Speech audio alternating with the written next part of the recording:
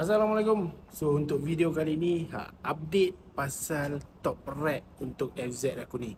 Kalau hari tu aku dah cakap yang top rack aku ni patah, dan aku akan bawa ke kedai lah untuk aku welding. Untuk video kali ni video welding time.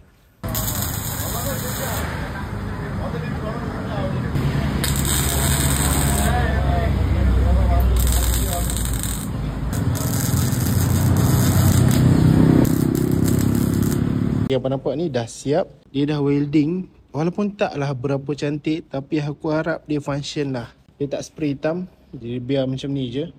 Tapi tak apa, it's okay. Asalkan benda ni function, aku dah cukup bersyukur dah. So untuk setup next rack ni, aku nak tukar dia punya box. Sebelum ni aku pakai box aluminium SMRT. So aku nak tukar pakai box one dry 47 liter.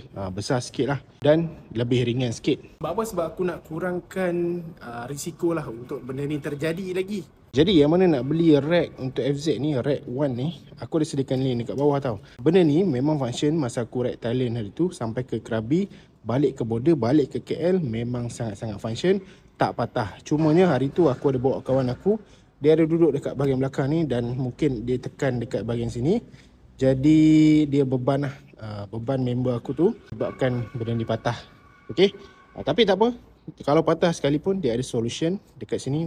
Pergi kedai mana-mana motor, welding saja. So tak jadi isu sangat lah. So untuk kos hangus untuk hari ni welding saja kiri kanan tu RM40. Bagi aku okey lah kan, dengan kerja yang dibuat tu okey lah, bagi aku berbaloi lah. Alright, so kita update next video. Aku nak pasang top box 47 liter one dry dekat FZ pula. Okay, stay tune. Jangan lupa like, comment, share dan follow untuk video seterusnya.